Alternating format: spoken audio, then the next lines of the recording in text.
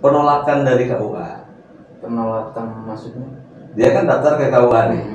Ternyata usianya masih belum 19 tahun, pasti ada ditolak oleh KUA. Oh, iya. Insya Allah kalau untuk dispensasi 2 minggu selesai.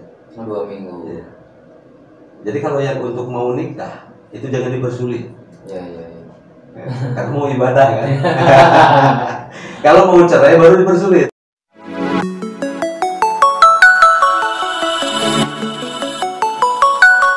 Welcome to New Radar Garut Podcast.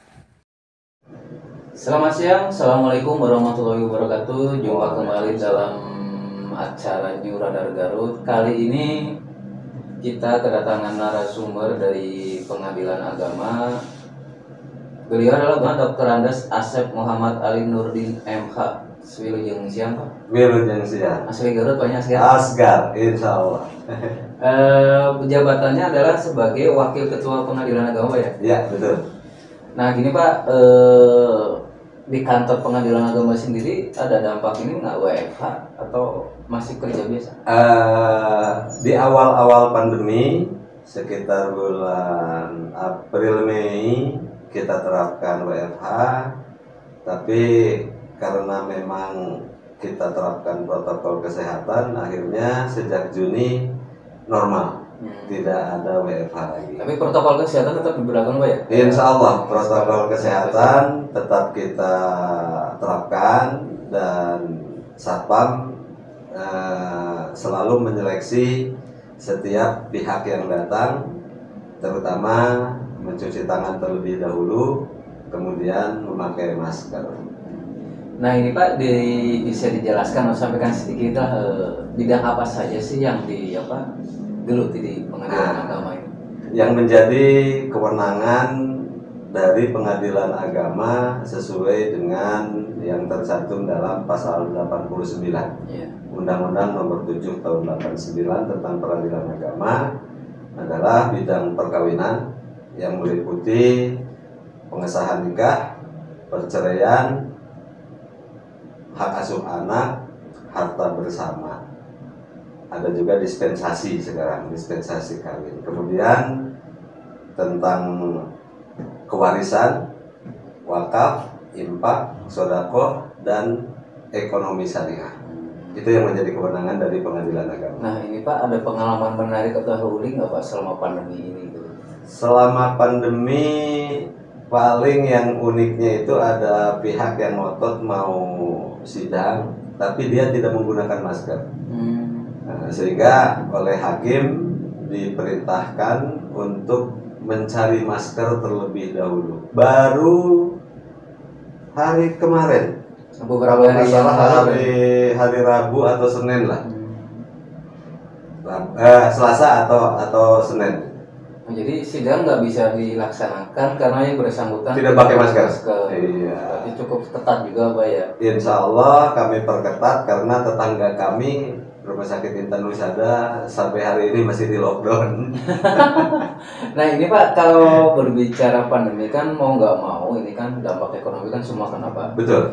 Nah ada nggak salah satu faktor ekonomi yang menjadi misalkan ada perbandingannya inilah. Misalkan kalau boleh tahu 2018 angka perceraian berapa Pak? Dari tahun ke tahun meningkat nggak? Dari tahun ke tahun meningkat ya. Dan 3 tahun terakhir 2018, 19, dan 2020 ini angka perceraian bukan perceraian saja ya, tapi mayoritas perceraian. Cuman volume perkara yang masuk ke Pengadilan Agama Garut itu di atas 6.000 lebih sedikit lah gitu ya. Dalam artian selama 3 tahun terakhir angkanya ada di angka 6.000, sehingga tidak terlalu signifikan pengaruh pandemi COVID ini terhadap perkara. Kalaupun ada kenaikan ya paling mungkin di angka 100 atau 200 perkara lah, paling tinggi. Ya. Dan memang sebelum pandemi COVID pun di atas 75%, jadi minimal 75%. Faktor penyebab perceraian secara nasional termasuk Garut itu memang faktor ekonomi. Nah kalau kisaran usia itu rata-rata di angka berapa sih? Usia di angka 25 sampai 35. Berarti terhitung masih muda juga, Pak? Iya, kebanyakan memang masih muda. Yang usianya sudah matang itu ya di bawah 1% lah. Sedikit katanya. Ada yang usia 60 tahun mau bercerai, kita bingung. Alasannya tahu ya, Pak? Alasannya kelihatannya lebih ke ekonomi. Lebih ke ekonomi. Jadi mungkin suaminya sudah nggak kuat bekerja, penghasilannya berkurang, sementara tuntutan terlebih lagi di masa pandemi ini mungkin tetap harus dipenuhi. Nah, itu kasus-kasus baru berarti Pak yang udah usia 60 tahun ingin ngajuin perceraian itu? Selalu ada sebetulnya. Selalu ada. Tiap tahun selalu ada, cuman persentasenya sangat kecil. Ya. Jadi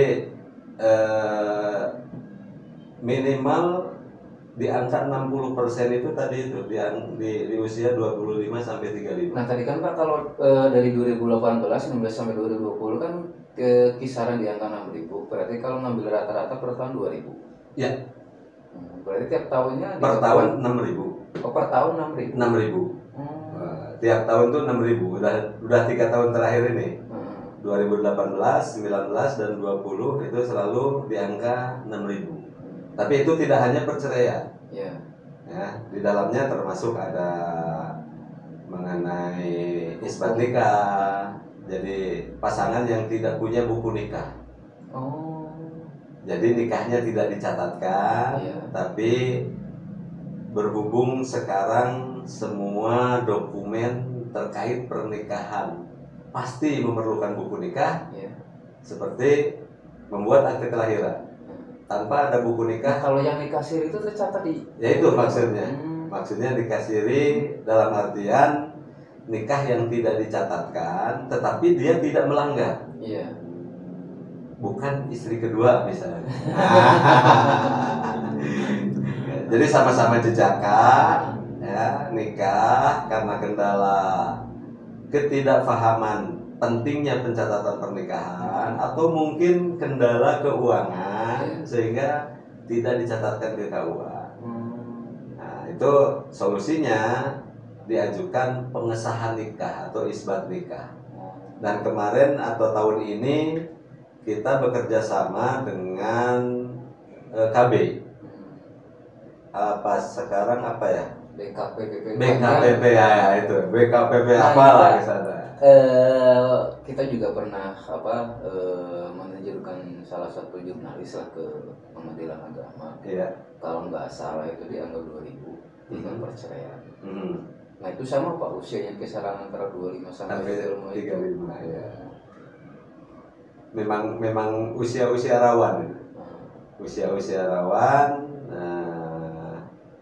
Berikutnya itu antara 35 sampai 45. Mungkin itu ada di angka 30%. Kalau harta waris juga nanti ke pengadilan agama. Sepanjang para pihaknya beragama Islam, maka berlaku asas personalitas keislaman. Pewaris Islam, ahli waris Islam, maka ketika terjadi sengketa tentang waris itu menjadi kewenangan dari pengadilan agama. Kalau dulu ada opsi hukum, ada pilihan hukum, bisa memilih. Sekalipun orang Islam, kalau dia tidak mau menerapkan hukum Islam, maka bisa ke pengadilan negeri. Tapi kalau sekarang sudah tidak ada lagi. Kalau dia orang Islam, maka wajib menggunakan hukum waris Islam, sehingga harus ke pengadilan agama. Seperti itu. Nah paling ini Pak, kalau tadi di antara kewenangan seperti perceraian, terus hukum waris, itu ada ini nggak Pak, sampai ekstrim nggak? Kan biasanya yang saya tahu gitu kan, tapi yang saya dengar kan biasanya kalau perebutan waris nyangkut-nyangkutan banyak tragedi yang sampai berdarah atau seperti apa. Kalau dari sekian kasus yang masuk ke ranah pengadilan agama sendiri, ada yang ekstrim nggak Pak? Sementara ini dari sejak saya masuk ya, kebetulan saya masuk dilantik itu tanggal 5 Maret. Aktif full mulai dari April. Belum pernah ada kejadian yang ekstrim dalam artian ya sampai berdarah-darah gitu kan. Apalagi perkara waris masih sedikit di Garut ini, Masih ya, nggak sampai 1% dari 6.000. Kalau dari total kasus yang masuk itu Pak, berbicara persentase itu kan dari waris, perceraian ataupun hukum tadi apa yang belum punya buku nikah, Ya. itu persentase yang paling tinggi nih? Perceraian? Oh perceraian? Perceraian 80%. 80%. Ya. Berikutnya urutan keduanya itu pengesahan nikah. Pengesahan nikah. Urutan ketiganya sejak akhir 2019 ketika usia pernikahan perempuan dinaikkan menjadi 19 tahun, Ya. perkara dispensasi kawin menjadi meningkat. Dispensasi kawin bisa dijelaskan gitu? Nah, dispensasi kawin adalah permohonan izin untuk boleh menikah bagi pasangan yang usianya di bawah yang ditentukan oleh undang-undang, yakni di bawah 19 tahun. Ya, misalkan usia 17 atau 18. Nah, 17 atau 18 atau 19 tahun kurang sebulan, tapi tetap mau segera nikah, Ya. maka diajukanlah perkara dispensasi nikah. Nah itu mungkin ada ini nggak bahkan biasanya ada persyaratan atau ibaratnya apalah yang harus dipenuhi mungkin? Ya, yang paling utama persyaratannya akte kelahiran, Ya. fotokopi KTP orang tua, fotokopi kakak orang tua, kemudian akte kelahiran, ijazah, yang lainnya penolakan dari KUA. Penolakan maksudnya? Dia kan daftar ke KUA nih. Ternyata usianya masih belum 19 tahun, pasti ada ditolak oleh KUA. Oh, iya. Nah, tapi sebetulnya kalau surat penolakan dari KUA itu tidak mutlak. Oh. Karena masyarakat banyak yang belum tahu usia perkawinan perempuan dinaikkan jadi 19. Kalau nggak salah mengaturnya baru itu Pak ya? Belum lama. Akhir 2019. Baru. Akhir 2019, kalau tidak salah Oktober November lah. Ya. Antara Oktober atau November. Itu secara nasional memang perkara dispensasi kawin itu meningkat. Jadi masyarakat sudah tidak peduli lagi dengan usia. Kalau memang sudah mau nikah ngebet ya maksa gitu. Berarti salah satu prasyarat ketika di bawah 19 tahun tapi pengen nikah harus mengajukan dispensasi. Nah ini ada kalau dulu ya sebelum ketat itu umurnya dinaikkan. Oh, merubah. Iya. Tanggal lahir. Sehingga begitu ada masalah rumah tangganya tidak harmonis, tidak bertahan, tidak awet, antara tanggal lahir di KTP dengan di buku nikah berbeda. Nah itu sebetulnya perlu edukasi ke masyarakat. Tidak perlulah merekayasa umur, karena ada solusi lain, yakni bukan solusi lain ya, solusi yang harusnya ditempuh, ya. Itu adalah dispensasi. Tapi tidak susah untuk mendapatkan dispensasi itu, asal memenuhi fikih, dalam artian dia sudah balik, ya, kemudian sudah tidak sekolah. Kan yang harus kita lindungi itu seandainya si anak masih sekolah dipaksa oleh orang tuanya untuk nikah misalnya, ya itu yang harus kita teliti betul, kita telusuri sehingga nanti hakim pemeriksa perkara akan menanyakan ini keinginan siapa nikah itu. Kalau betul keinginan si anak yang maksa ke orang tua, maka kemungkinan besar itu dikabulkan. Nah kalau untuk prosesnya sendiri Pak, misalkan bulan depan mau nikah nih, terus ngajuin dispensasi itu. Nah untuk mengurus itu sendiri berapa hari sih Pak selesai? Insya Allah kalau untuk dispensasi 2 minggu selesai. 2 minggu. Ya. Jadi kalau yang untuk mau nikah itu jangan dipersulit. Ya. Karena mau ibadah kan. Kalau mau cerai baru dipersulit. Oh. Iya. Kadang-kadang orang beranggapan kok susah ya cerai ya karena suaminya keberatan, banyak prosedur yang harus ditempuh. Biasanya kan suka ada apa istilahnya Pak, mediasi atau sebelum. Dan itu ketika semua pihak datang, itu wajib dilaksanakan mediasi. di difasilitasi oleh seorang mediator. Jadi ada mediator di Pengadilan Agama. Kebetulan di Garut itu ada mediator bersertifikat. Dia pernah mengikuti pelatihan mediasi sehingga punya sertifikat dan berhak menjadi mediator. Tapi ketika tidak ada mediator yang bersertifikat, maka hakim itu wajib jadi mediator para pihak. Nah, mungkin bahasa yang menarik terkait dispensasi nikah apa ini kan Ya. kalau tadi mungkin prosedur atau pengurusannya kurang memakan waktu kurang lebih 2 minggu, terus ada ini nggak Pak? Misalnya ini kan ketika si anak berusia 17 tahun. Ya. Nah, ini rata-rata pengajuan untuk dispensasi nikah ini kebanyakan wilayah mana Pak kalau di Garut? Apakah wilayah punten-punten gitu kan Ya. di Garut Selatan, perkotaan atau wilayah utara? Iya, antara selatan dan utara. Kalau perkotaan sedikit lah, Sedikit ya. sedikit. Karena mungkin dipengaruhi oleh kultur juga ya. Iya, iya. Kalau di selatan dan utara kan lulus SD udah selesai, mau ngapain lagi. Atau kalau wilayah kota ini ya daerah-daerah pabrik lah. Iya, iya, iya. Nah, mereka sudah berhenti sekolah. Itu rata-rata berapa tahun Pak yang pengajuan? 15 tahun atau berapa tahun? Ya, antara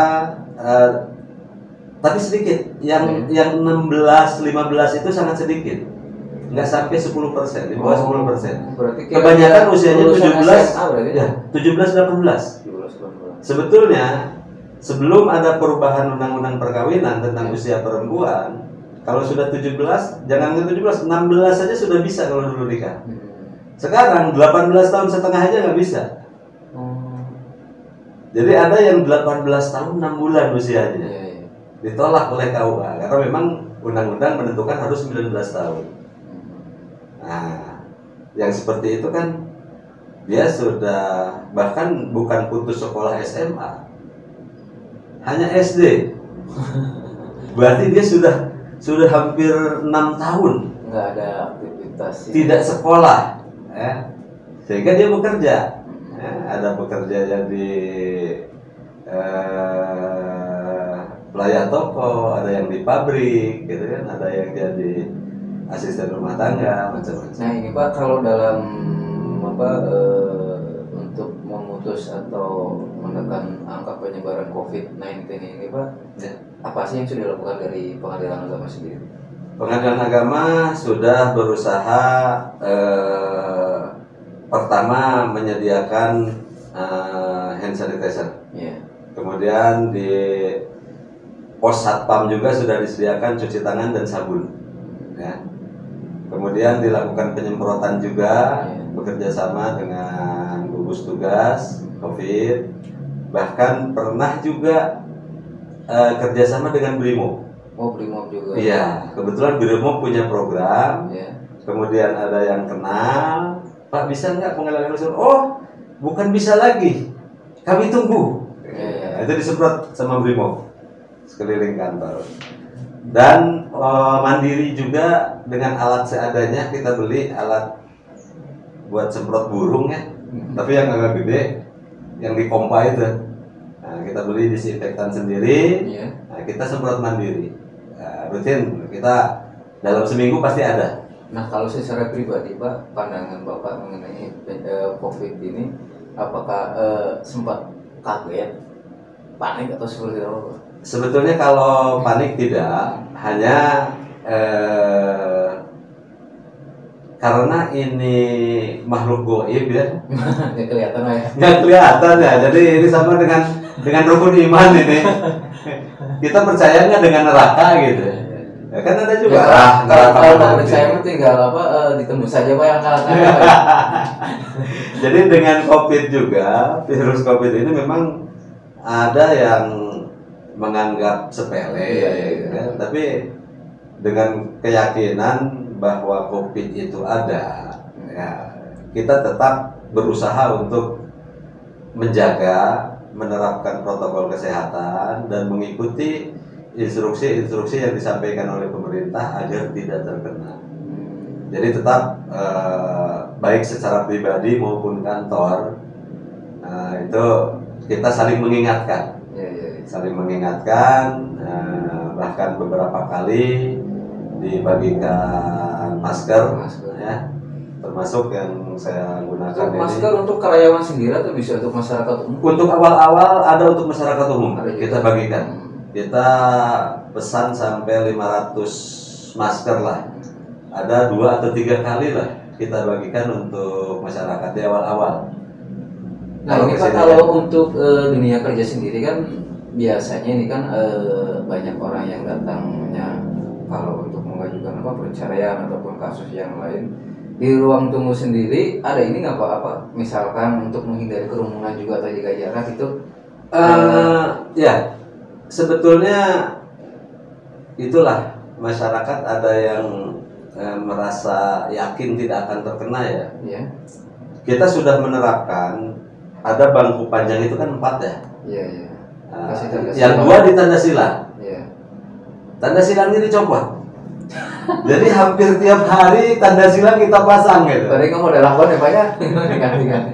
Akhirnya ya terpaksa, tidak jarang juga saya turun tangan sendiri, ngontrol. Iya, iya. Tolong, itu tadi ada silangnya, Iya. jangan diduduki. Sehingga ketika ruang tunggu sudah kursinya sudah penuh, maka yang lainnya di luar. Iya, iya. Jadi kita atur sedemikian rupa. Karena walau bagaimana Pakai nomor urut antri atau? ya, nah, jadi kebetulan sudah pakai nomor antrian. Nah, jadi kapasitas misalkan untuk 20 perkara di dalam, maka 1 sampai 20 lah yang masuk. Yang lain nunggu di luar gitu. Yang lain nunggu di luar. Nah, nanti ketika ada yang keluar baru 1 masuk 21 gitu kan. Nah, apalagi kalau yang sudah bawa saksi. Sebetulnya saksi cukup 2, tapi kadang-kadang yang datang 4 orang, 5 orang gitu. Ya karena kan budaya kita kan seringnya barengannya Pak. Nah itu, beringka. Nah ini Pak, untuk closing statement mungkin berbagi kiat Pak buat masyarakat Garut umumnya, masyarakat Indonesia juga pada umumnya Pak. Bagaimana sih untuk menjaga stamina badan biar kita tetap sehat dalam menghadapi pandemi ini? Di satu sisi kita harus beraktivitas itu. Ya betul. Yang paling utama tidur yang cukup. Yang saya rasakan tidur cukup. Usahakan nggak kurang dari 8 minimal 7 jam. Jangan kurang dari itu. Kemudian lakukan olahraga. Ya, seperti yang saya lakukan di sela-sela kesibukan, insya Allah masih bisa main tenis di BRI Jalan Ban.